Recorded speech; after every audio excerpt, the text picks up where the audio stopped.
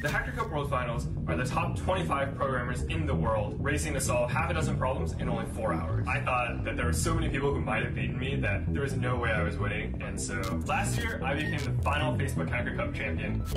This year I'm hoping to become the Meta Hacker Cup champion too.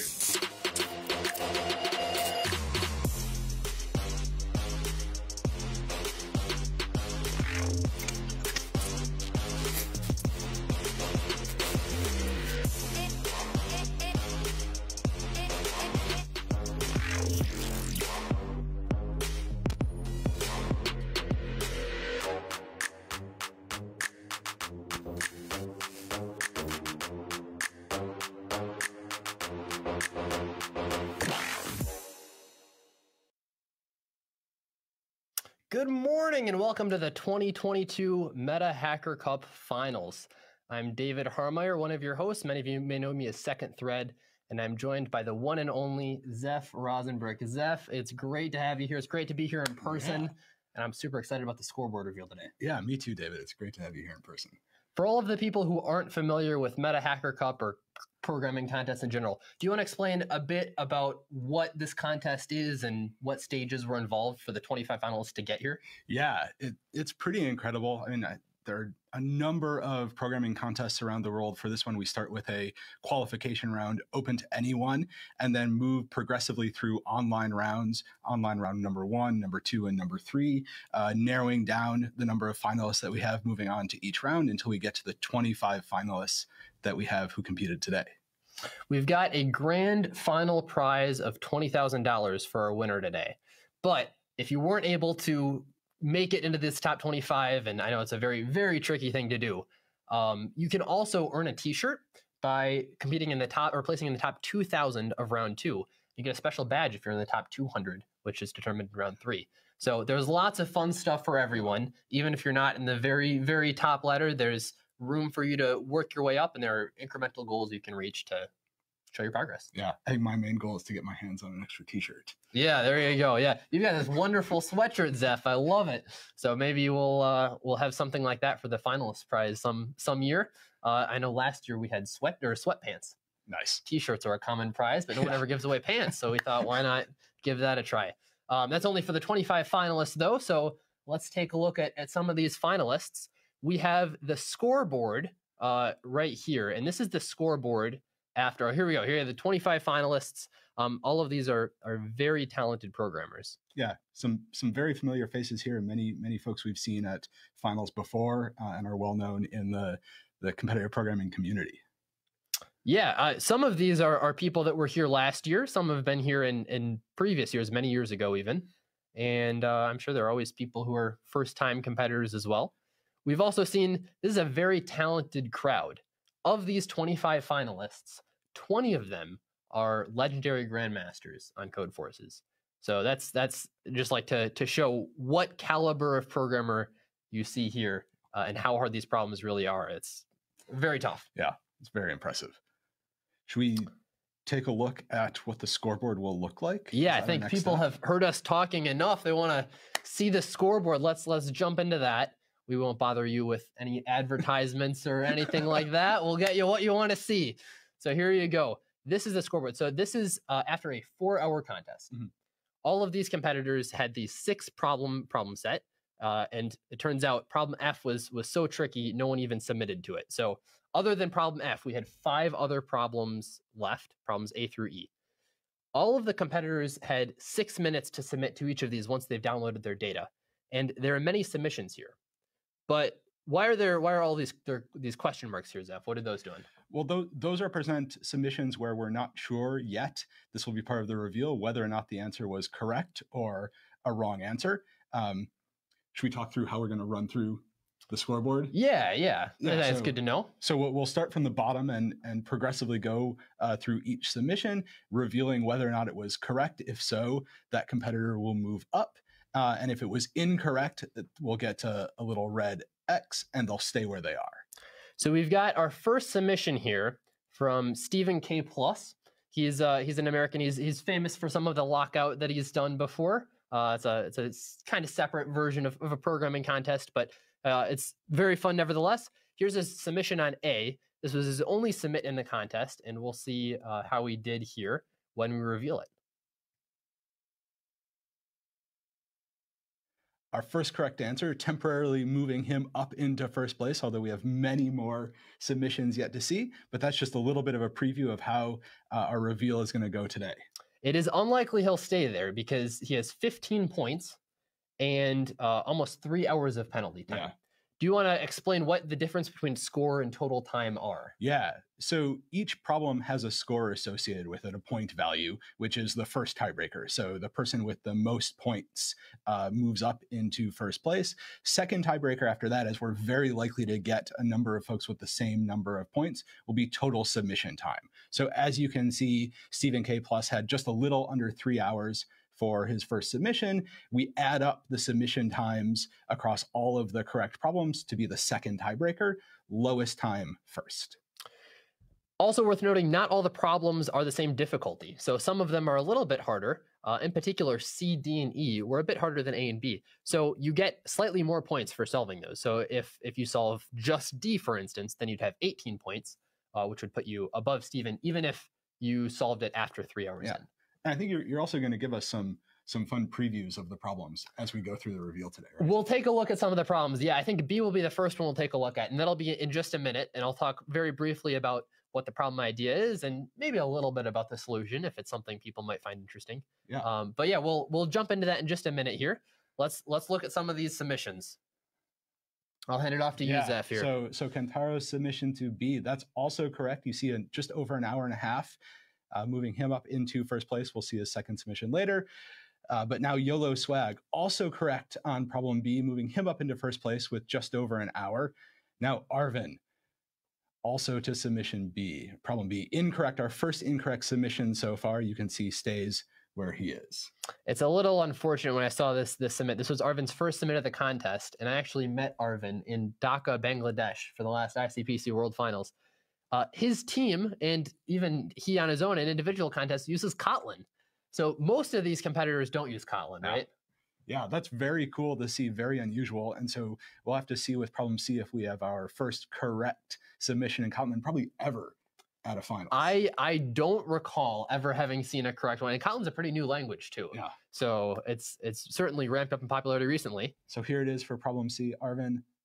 And that's correct. So we do have a correct submission in Kotlin a little over 2 hours into the contest. We'll move on to Kevin, starting with B first.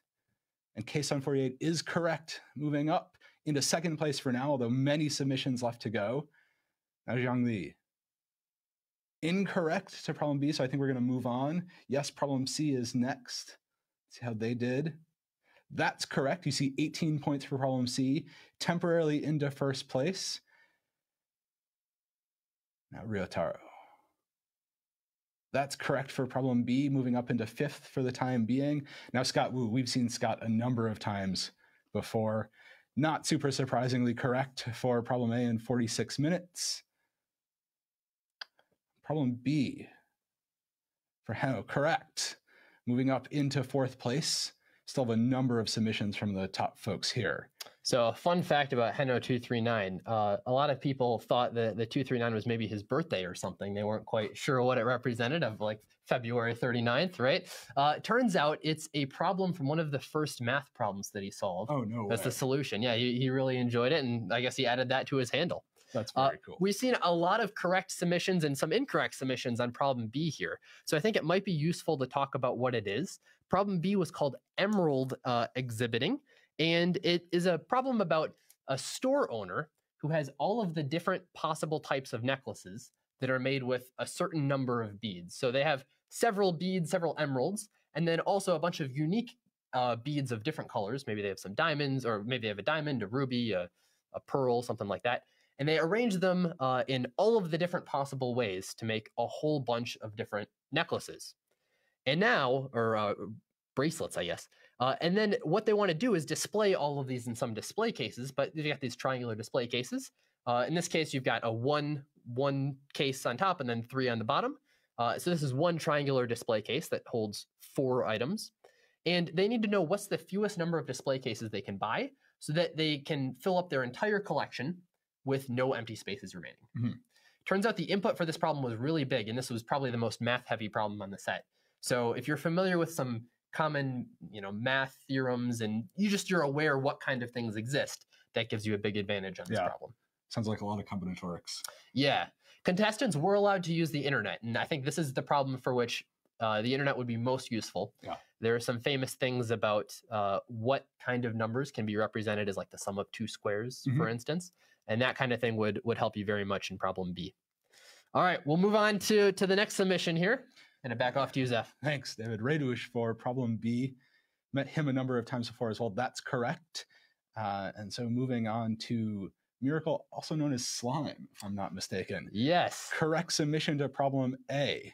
Bring him up. And I think we have a dark green check mark there, which signifies something special, right? Yeah. So the dark green here means this is the first correct submission to problem A. So of all of the people who got it correct, Slime was the first one to get it right. But he wasn't the first one to get any problem right. Problem B was actually the first problem that was solved in the contest. And we'll see who was the first one to get that in just a minute. Very exciting. I was still impressive with 27 minutes. Now, Tourist, very well known submission of problem B. That's correct in 21 minutes, although not a dark green. So we still have an earlier submission there. How about Neil? How did Neil do for problem B? That's correct in almost an hour. So moving him up into 9th place for the time being. Now, Umnik and Second Thread know each other just a little bit. And we have a dark green there as well. In just under 20 minutes. So you want to tell us a little bit about this? Yeah, you'll notice this is the darkest green. It's the dark green, we like to say. This is the first solved problem. So first blood, some people call it. Congratulations to Umnik on that. You don't get any points for this. You have a slightly lower penalty point. Penalty points, like total time penalty, if you're the first to solve it. But basically the main prize is the eternal glory of being the first one to solve the problem. Yeah, I mean, eternal glory is really what we're all after here. So now let's see duality to problem B. Did not have a submission to problem A. Almost as fast there in just over 21 minutes. And now APAD also in problem B. That's correct in just under 25 minutes, moving him up into 7th place for now. And now Riku, Maroon RK, also to problem B. And that's correct, just under an hour. Now Zichian. This is TLE. For those of you who aren't familiar, you've probably seen his handle around. Short for time limit exceeded, but he got it right there. And that's correct. And now Merrick, we've seen Merrick at many finals before, also correct, moving up into 15th place. Now, Eknerwala, Andrew, he also correct, 22 minutes, very near one of the top times for problem B so far. Now, AC Rush. AC Rush was here many years ago. We've seen him at a number of finals. Great to see him back again. 41 minutes correct for problem B. And now Ben Q. That's correct for problem B in 23 minutes. We have a couple of submissions remaining for B, which we'll see later. But now Kentaro. Incorrect for problem C, our first incorrect submission for C. We'll have to come back there. Now Ryotaro for problem A. That's correct for problem A. We still have a number of A's left to go through. It looks like we've seen quite a few correct submissions for problem B. And it'll be interesting to see whether the other problems have the same rate of getting about 90, 80% of the submissions being correct. In previous years, there have definitely been problems where only like 20% of the submissions have been correct. So it'll be interesting for sure to see how people do. We also, we've got several submissions, and they're from different problems. So different problems have different validation data. Yeah. And you're not allowed to submit to the problem unless you pass the validation data. So if the validation data is stronger, it's more likely that you'll get the problem right. And if it's weaker, you're more likely to get it wrong. Just because you pass it doesn't really mean much. We may see this come up later. But now let's look at problem D, our first submission to problem D from YOLO Swag. That's correct. So correct on both of their submissions so far, but that's their only one. And now let's look at problem E, our first submission from the entire contest from Merrick. That's correct. Should move him up into first place for the time being. We'll have to come back there. And now Neil Wu, is he going to go 2 for 2? He is, not very surprising from Neil, 3 hours and 15 minutes. All the way up into second place. Yeah. I think now's a good time to pause here and talk a little bit about problem C. That was tile transposing. You may have heard of the game Bejeweled before, Zeph. Have you, or like Candy Crush, that sort of thing? Well, it's a game, for those of you who haven't, I'm sure it's almost no one. It's a game where you have a bunch of items on a grid, and you pick 2 adjacent items and you swap them, and you want to create big groups of things. Once you make a big group, the entire group disappears. Yeah. So this problem was like that. You had a relatively large grid, and you needed to find a fast way of computing something about every possible pair of adjacent things you could swap. And you want to know, like for this instance, we've got these the circle and the square. If you swap them, then or I guess this is having them swapped, then all of the circles will disappear because they make one big continuous group. So you have to see how many circles and how many squares disappear for every possible swap that you might make. We had one idea of how we thought contestants might solve this using some sort of like link cut tree advanced data structure, but there was a lot of disjoint set stuff going on, and yeah, there's some interesting ideas that contestants had that we didn't necessarily think of for this problem, but certainly anything that works. Yeah, that's very, very exciting to see. I mean, I see we have, many people went after problem B first. Was that what you intended going into the contest? B was a little bit of a toss up. If you know that it's easy, it becomes much easier. Okay. If you think that B is a really hard problem, though, it looks really scary. There's a big input, and the number of things there can be is a huge factorial. Yeah. It's like the division of 2 factorials can be really big. So yeah, B, I think there's a little bit of a scoreboard effect there, which is once people saw a bunch of people submitting to it, even more people started submitting to it. Got it. Should we take a look at some more submissions? Let's go back to the scoreboard. Yeah, I'm sure people are dying to know how they did. Okay, so we have Riku now, problem C. That's correct for problem C. We only have a few correct submissions there so far, though more to see. And now Redush, looks like our second submission to problem E. That's correct, and we have a dark green here, so that means our fastest submission to problem E. Now Scott Wu, second submission problem B. That's correct. We'll move him up with a total time of just under 2 hours. And now AC Rush, problem C now. That's correct for AC Rush. Wow, time penalty of just under 2 hours there, just over 2 hours there as well. Now Xian Ziqiang, TLE, right? TLE, yeah. But an AC on the solution. That's correct. And now Heno 239, also correct, 33 points, into first place with under 2 hours so far. And now Slime. And that's correct. Very incredible time so far of just under an hour and a half, but not our highest point value. Next up here, we got Apiad. Some of you may know them as Mifa Favio, is what his handle used to be. So he was briefly the highest rated person on Codeforces ever. We got Ksun48. Ksun is one of Andrew He's teammates.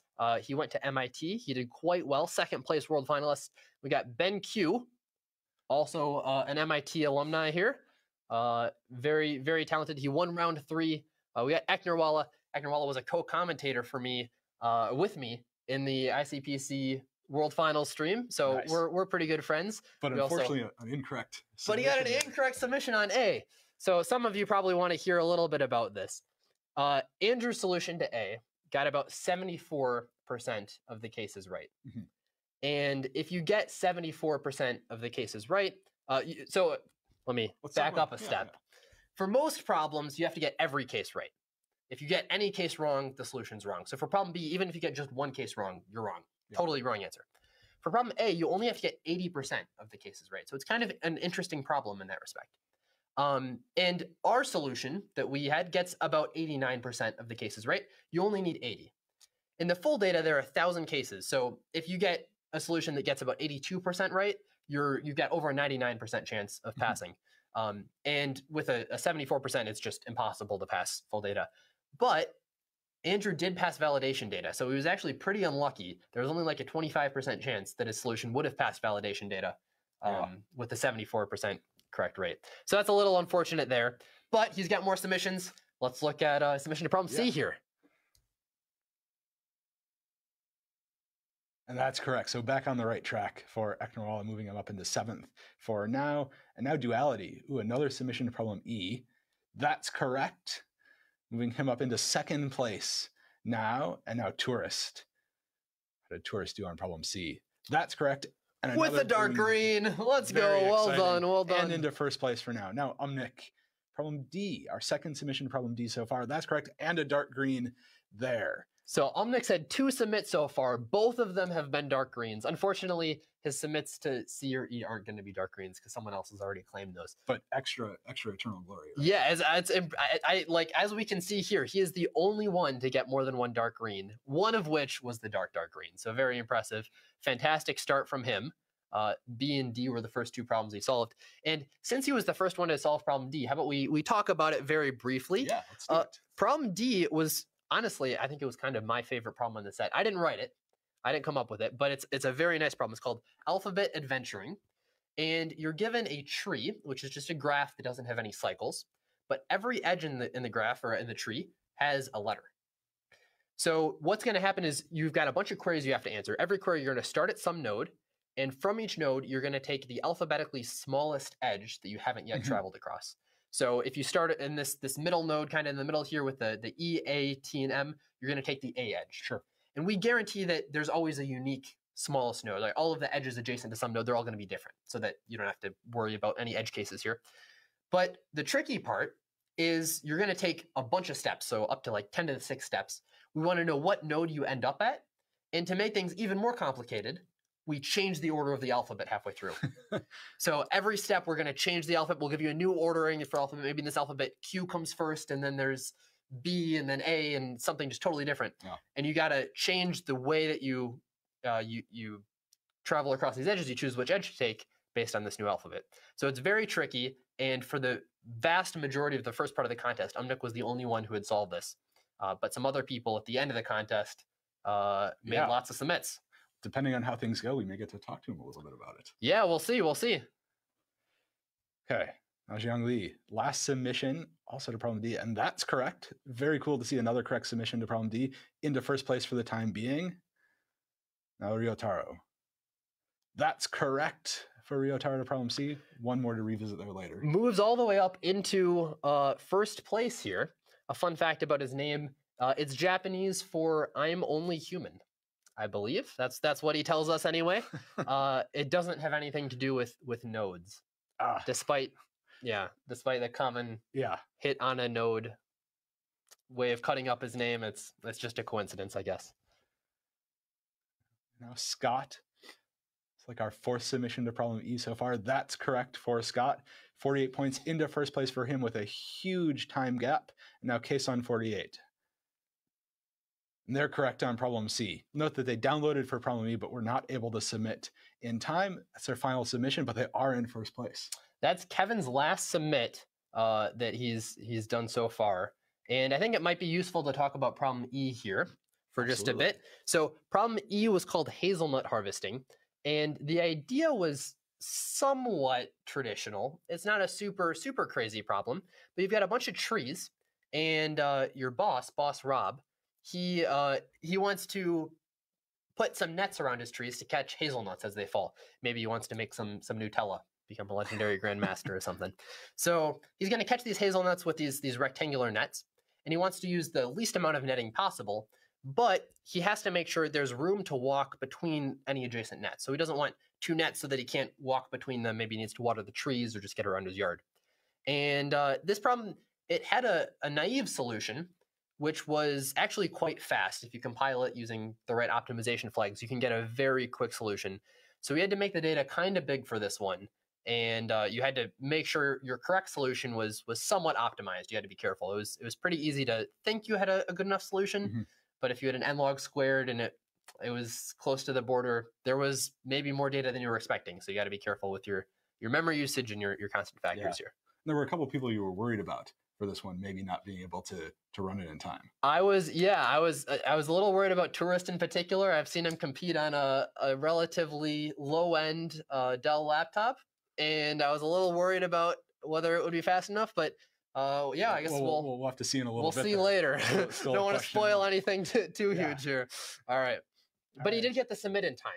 That's what matters. Yes. So he didn't hit the time limit. Okay. All right. So Ben Q, 3rd submission, 2 correct so far. Correct for problem C into first place for now. So 2 submissions for him. Now Slime. Correct for Slime, although only 1 submission remaining for Slime. That's the problem E. Now Neil Wu, looking at problem E first. That's correct. Time penalty of a little over 6 hours, moving him into first place. And now Merrick. Merrick for problem A, going back to problem A here. That's correct. 5 hours, but not the top point scorer yet. Now Eknerwala, problem E. Incorrect for problem E, so 2 incorrect for Andrew. That's very unfortunate. You can turn things around with problem D. He will. Good to see 3 correct answers there. Into first place, but no more submissions for Andrew. Andrew was our last year champion. He won the last Facebook Hacker Cup. in order for him to win the last Meta Hacker Cup. It's still possible. Yeah. Everyone could get every other submission wrong. Yeah. But it's looking pretty unlikely. Yeah. Yeah, for 51 points, 6 hours, it's not a bad penalty, but the wrong answers they're gonna hurt. Yeah. So we'll see as we see the rest of these submits. Yeah. Still incredible to make it here 2 years in a row, but probably was hoping for some more correct answers there. In case many of you aren't as familiar with Andrew as I am, I'm pretty good friends with him, I think. But there's another Andrew who has recently been very successful in his Jeopardy endeavors. And they're both, very, very famous, well-known for competing in a mind sport, but they're completely different people. The other Andrew is unrelated. And yeah, he just thought you should know that. All right, we'll keep going here with TLE Submit on problem A. I love these fun facts. Thank you. Looks like we got that one right. Yeah. We talked a bit about problem A, but let's look at a picture of it, talk about what the problem was. Yeah. So I mentioned you only need to get 80% of the test cases right for this one. The problem was called ML modeling. It's also about Boss Rob again here.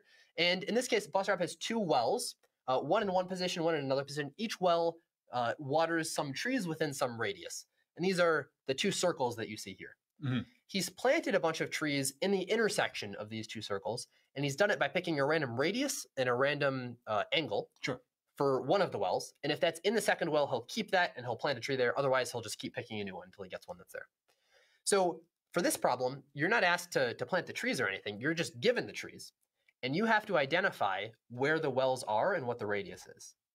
So it's pretty tricky. Cool. You got to kind of do it backwards, and you got to come up with some data analysis to look at the wells, find some patterns maybe, and see if you can identify what this intersection is based on the points that you see. You also have to identify which well is his main well, which one is the one that he was picking the points around.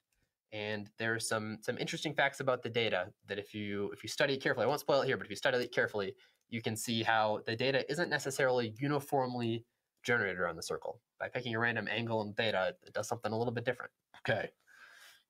All right, yeah, so that's problem A. Thank you for entertaining it. I think a lot of people liked it. I think it was a good problem, but we'll see what people think later. For now, we've got some more scoreboards to reveal. Yeah, let's look at Maroon Arcade. Another submission problem E. Incorrect. So 2 incorrect submissions to problem E so far. Let's look at Riku's last submission to problem D. That's correct. So we'll move him up into first place for now, but no more submissions left to see for Maroon Arcade. It's good to see him get all of these problems right, though. I know he's a big member of the community, and he does a lot of support with AtCoder and some other things as well. So very, very big name, especially for Japanese programmers. All right, so now we have our 19 and on set. Let's look at Raidush. Correct for Raidush. Not very surprising. Into first place for the time being, with still another submission left to see. And now Umnik. No more dark greens to see, but a correct answer for Umnik. Into second place for the time being. Now AC Rush. We're going to have another correct for problem E. We will. 4 hours total, just 3 minutes in first place. And now Heno239. Incorrect, unfortunately, for problem E. We have a couple of incorrects for E so far. How'd they do on A? That's correct. Just moving up a little bit, though, with the point value.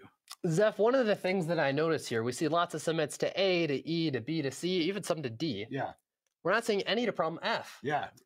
Must be a very difficult problem. Yeah, some of the authors here, we put a lot of time into F. We were up kind of late last night, making sure everything was all right with it. Yeah. And I want to talk about it briefly, show you what it is, and we'll get your thoughts on this. So for those of you watching at home, Zeph has never seen problem F before. Yeah. And he's never seen the picture that we're about to show here. But I'll talk about the problem first. So it's called cup balancing. And you have these cups on a countertop. But it's not just a normal countertop where it's just like a flat surface and it's just like a big square. This countertop is just the outline of the countertop. And you're going to place the cup upside down. And obviously, if you have just an outline of countertop, it doesn't seem like a very useful countertop. But it turns out there are a lot of times when, if you have just the outline of the countertop, there are places where you can balance a cup upside down. If you look on the edge here, you can see this circle is balancing on the edge of this triangular countertop, but the other one is falling off. Yeah. So the question is, where can you place these circles so that they will balance? In particular, if you pick a random place in like the square containing this, if you pick a random place, what is the % chance that it does balance? Sure. And we'll show you an example here. We have another one, like a particular case. This wasn't the sample, but it's basically just a square. It's a pretty simple shape, right? Yeah. If you had to guess, I know I'm putting you on the spot here. You've never seen the problem. You just heard the problem. What would you think that the area where you can place the circle, where do you think it would balance? And now, in particular, I'm talking about a circle with radius 5, so diameter 10, which means if you put it right in the center, it'll balance along all 4 of these edges. Yeah. So the center is included. Yeah. I would expect it to be pretty small. Probably. Yeah, pretty small. Maybe something like a little circle in the center, maybe, of where the circle would. Yeah, maybe a little bit of a square with some rounded corners on it or something. But yeah, maybe something like that. All right, take a look at what it actually is. I'm going to be surprised here. Isn't that insane? Yeah. That's it's crazy. It's like a meta logo, but like hyperbolic. It's kind of inverted, maybe a little like VS Code. And not only is it like just this crazy shape, it's not even like a closed polygon. Yeah. It's like self-intersecting here. That's incredible. To further emphasize how kind of annoying of a shape this is, you've got circle arcs here on the top and bottom. Those are circle arcs. Okay. But then you see this circle, like you see it, it's like a thick circle. Yeah. The outside of that is not a circle. It looks like a circle, but it's not. It's a different shape. So, and then you got straight lines, of course, you got intersection. So this is a very, very messy problem. And kind of the only thing the only bright side of this is that the bounds are very small. So the polygon has at most like 7 vertices in it. Okay. And there are at most 7 cases. And you only need to be accurate within 10 to the negative 6. So you can do some things to take advantage of the kind of properties that it'll be a pretty simple graph, although you might have very unexpected things like this. Now, are you surprised that we didn't have any submissions to this problem? I'm going to be honest, I was kind of surprised. Okay. I think part of the fact that it was geometry and we showed a kind of scary sample made people stay away from it. And I also think a lot of people may have been doing something that I tried when I was doing it, which is trying to figure out exactly what shape this outer curve is. I see. You can spend a lot of time on that and get nowhere. Got it. I have spent like multiple days on it. So yeah, it's not a circle. And it's like the edges of it are lines. So it's the whole thing isn't a hyperbola. Yeah. So it's tricky. It's tricky. Yeah. Might have to work on this one myself. Yeah. After this. All right, we'll go back to the scoreboard here. Yeah. And we have duality for problem C. 2 correct submissions so far. Correct for problem C, moving him up into first place so far with 1 submission left to see now. APAD. Another submission to E. That's correct for APAD.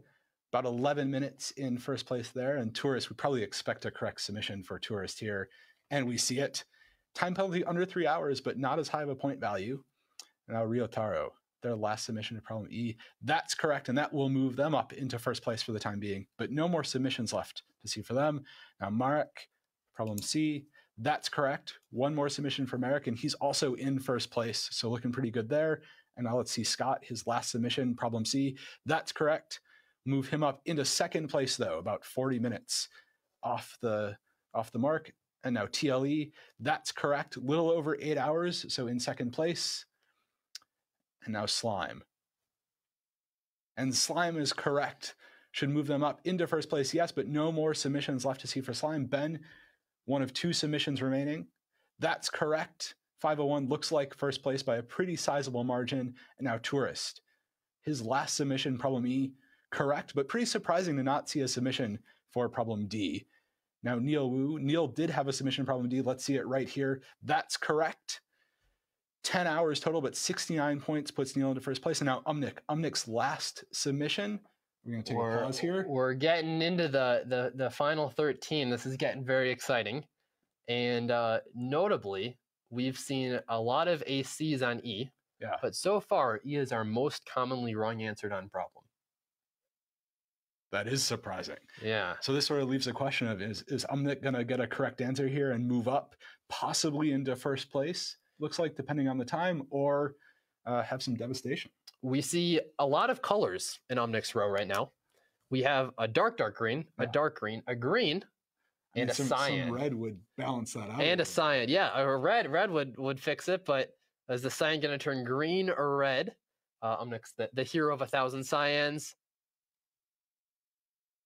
It's a green. It is correct. Well done. Well done. Okay. So getting a little exciting here. Now let's look at Raidwoosh, his last submission. We're going to stick with 2 total colors for Raidwoosh. Pretty good contest there. Now AC Rush, still another submission for AC Rush, but correct on problem A. We'll come back to AC Rush later. Now Duality, getting down to the last submissions for a number of people. Duality is correct, moving him into first place for the time being. And now let's look at APAD. We're almost to our top 10 here. APAD is correct, 7 hours, 44 minutes, but no more submissions for APAD. So it can only move down. We have 4 unresolved submissions left. 1 to problem E and 3 to problem D. If TLE gets this right, he'll move into the top 10. And his penalty will be quite good. He'll be the first one to have gotten 5 problems correct. Yeah. So he'll move all the way into first place, and the best score we've seen so far. So let's see if he gets it. Look. This would be huge if this is correct.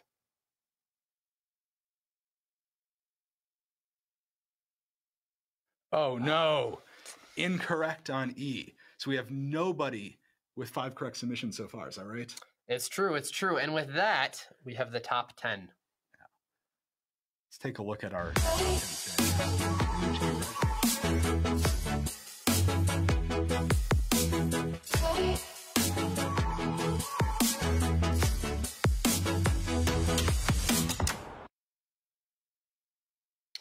Yeah, this is impressive. This is like an incredible achievement to be one of the top 10 finalists. We've got a picture of what they look like here. We can see these top 10 in particular.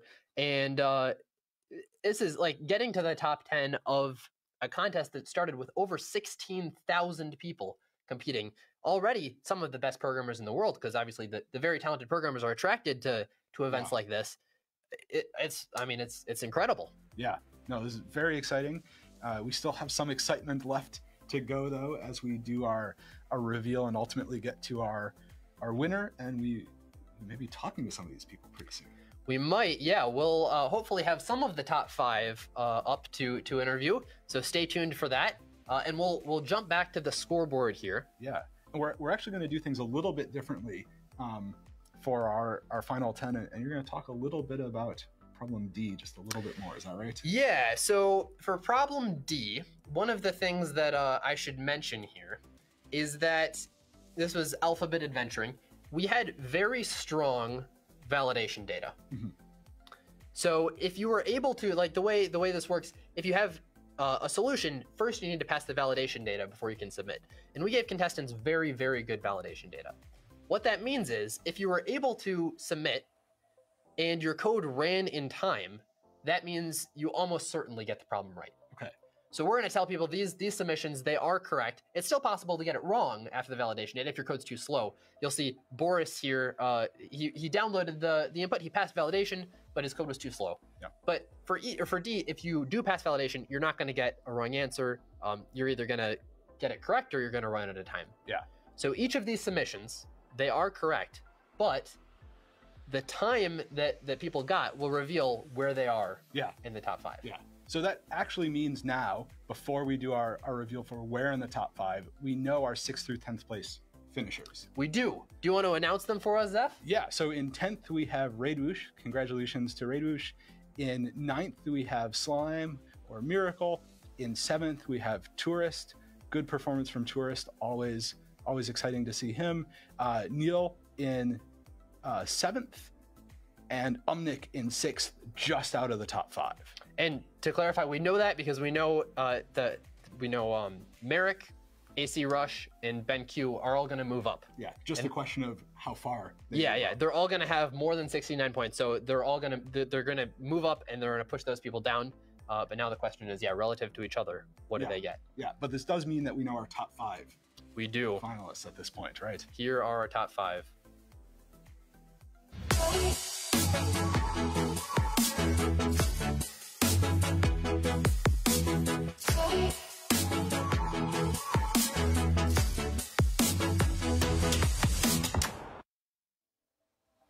Zeph, you've been a Hacker Cup. We got our top 5 here.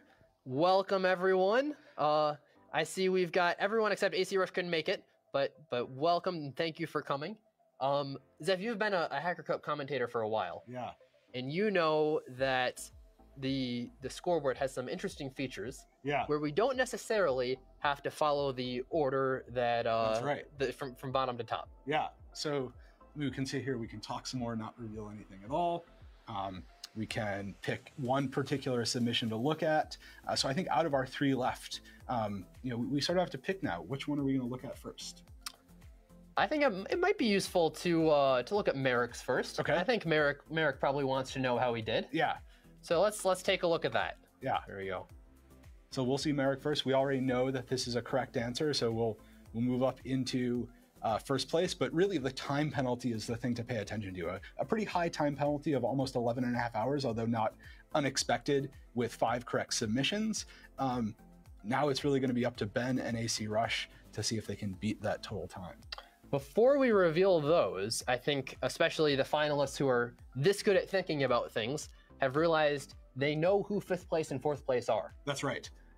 So let's congratulate Duality for his 5th place finish. Well done, sir. Congratulations. Very nice job.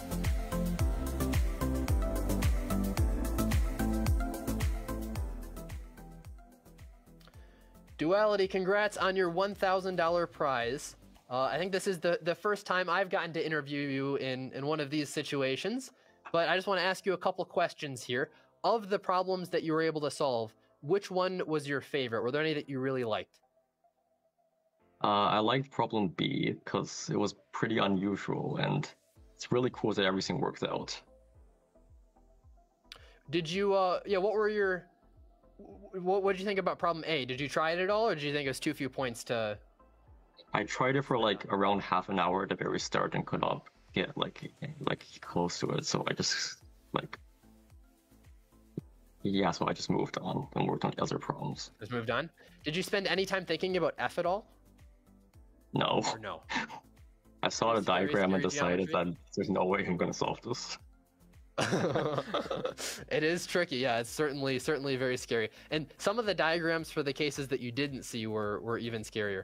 All right, thanks very much, Duality. I want to wish you congratulations, and we'll take a look at the top 5 once again. Yeah. Now we know our 4th place finisher here, Zeph. Do you want to announce him? Our 4th place finisher is Apiad. Congratulations.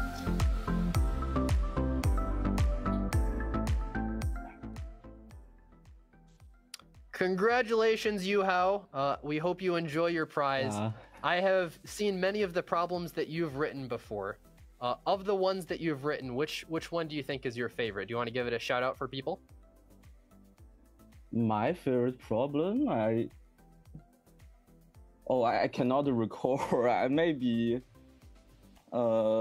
F in Yuhao contest 7. I think it's a problem about matching, counting matchings. I feel this trick is a little bit magic, so I like this one. All right, I'm sure any of the advanced people who are looking for a challenge will go check that out. So thank you very much. Zeph, any questions you want to ask for Yuhao? Well, I'm also curious, since I was so surprised about our problem F. Did you spend any time thinking about problem F in this contest? Oh, my original plans is I will go to F after solving D, but it take me about a little bit less than 1 hour to debug D, and so I don't have time. My original plans is I try to write something like Simpson or like these things to calculate the area, but I don't have time. Okay. What did you think about problem D? Was it like an original idea, or do you think it was just the implementation was very tricky? Oh, I feel the implementation is very tricky, and I take many times to find the bug in my code. Yeah. Gotcha. All right. Well, thank you very much, Yuhao. Thank you. We will come back to the scoreboard here. We have 2 submissions left, and it's going to be a duel between Merrick, Ben Q, and AC Rush. Yeah. Who should we look at? Might be fun to check out Ben's submission. Yeah. So we know it's correct. It's really a question of the total time penalty. With such a high time for Merrick, we're probably going to see a new first place position, but let's check it out. Yeah, it turns out the contest was only 4 hours long. Yeah. And Ben has 5 hours of penalty and Merrick has 11. So we know this is going to be a very, very nice submission here. All right, I guess we will we'll maybe take a look at AC Rushes then instead. What do you say? Okay, little malfunction on the scoreboard, but yeah, let's see how AC Rush. The Fates had other plans. Yeah. All right. AC Rush submission to problem E. How does he do? How does his penalty look? Correct. Very, very nice gap there. Almost 2 hours putting AC Rush into first place. Unfortunately, I don't think we have AC Rush on, so we won't be able to ask him any questions. Yeah, it's a bit unfortunate. Yeah. But we got one submission left. Yeah. You excited? I'm very excited. This will reveal our top 3. Yeah. Well, we know what's correct, but what's the penalty?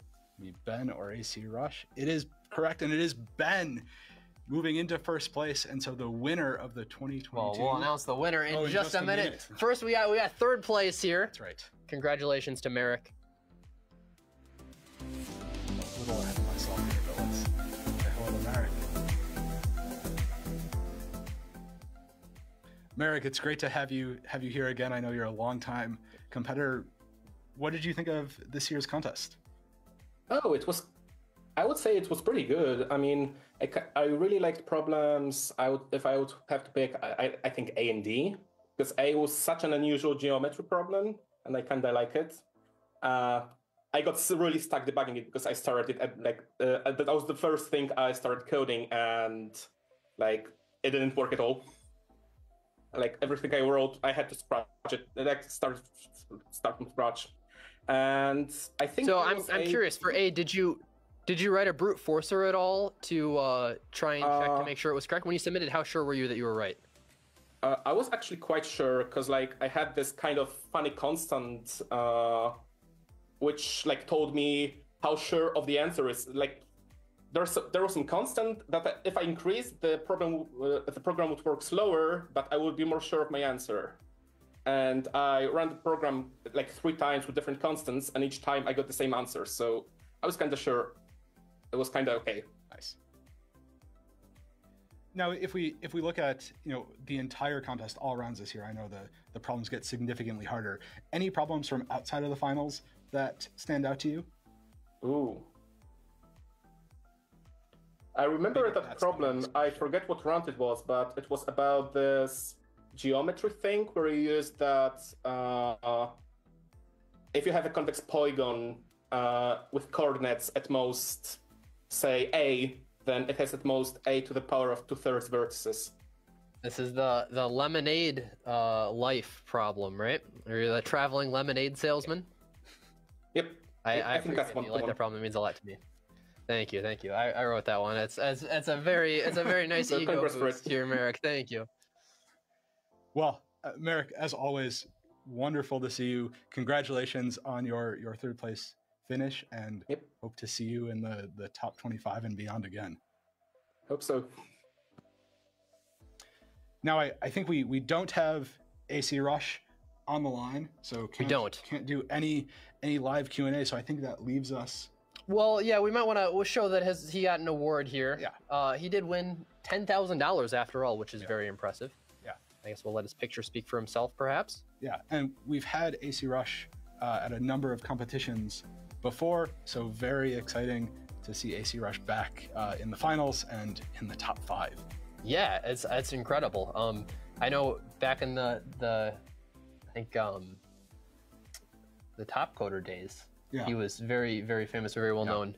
That was a little bit before my time. I'm a little newer to the scene, I guess, but yeah, he's certainly a veteran, and a lot of people look up to him quite a bit, myself included. Yeah, AC Rush was definitely one of the names where I was not surprised and a little bit in awe to see them in the early finals from the Facebook Hacker Cup days. Yeah.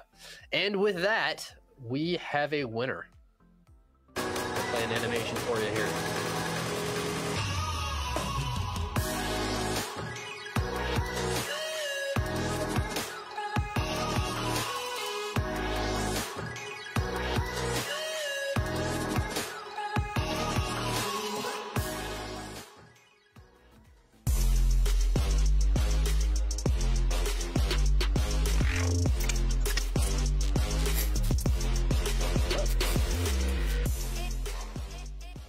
Good morning, Ben. Congratulations on your first place finish.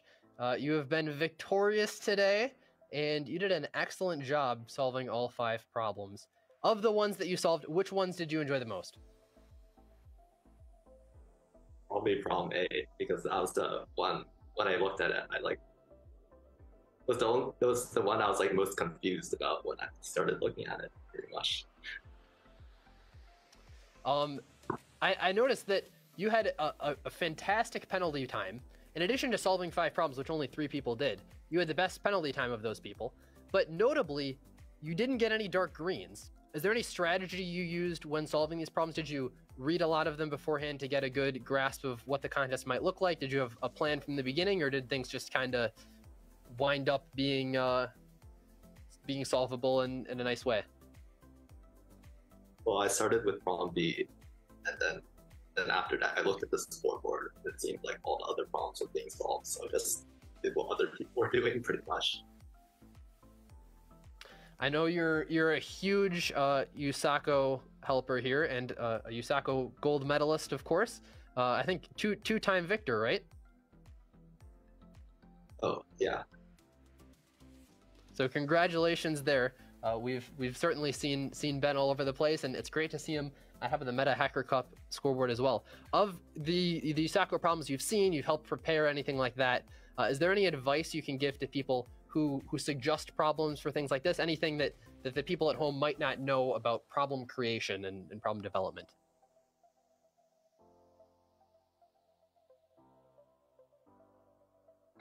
Can't really think of anything at the moment. All right, yeah. Well, it's a lot of work, right? A lot of brute force or stuff like that. Yeah, I think we have to ask about problem F. We do, Can't get away without asking about it. You know, Ben, did you think about problem F, or was it just a little too crazy?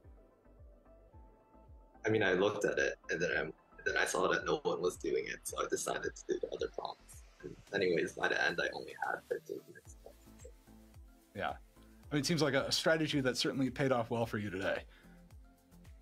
Yeah, notably, if you did do problem F instead of any of C, D, or E, you would have ended up with fewer points, and then you wouldn't have won. So yeah, not going after it was definitely the play. A little sad to let geometry go. What's your philosophy on geometry problems? Do you stay away from them, or are they the easy problems that no one goes after? Well, I mean, if it looks easy, I'll do it. But this round, it looks easy, you'll do it. All right, there you go. The low-hanging fruit. Well, congratulations, Ben, once again on your victory and your $20,000. You did a great job today, and people will be trying to top you next year. For the people who maybe they're not able to make it to the finals, is there any? Oh, can we bring Ben back for 1 sec? Is there any advice you might have for them in terms of maybe winning a T-shirt? Anything they can do to win a T-shirt? Maybe get in the top 200. What should they do? All 4 problems. Practice. I think that is the best advice. Has served many of us well. Ben, congratulations on your victory today. Thanks. All right. Zeph, with that, yeah, I guess that is our final contest. I want to thank everyone for competing and for watching, of course, at home. And if you competed in one of the earlier rounds too, we hope you enjoyed your experience there. We hope you enjoyed the problems. We put a lot of effort into making them. Make sure they're unique, things that hopefully you haven't seen before, and have a nice story. Hopefully you enjoy reading them too. Yeah, absolutely. And thank you to all of the production staff behind the scenes today, making the entire 2022 Hacker Cup go well and the finals today. And David, thanks to you for doing everything.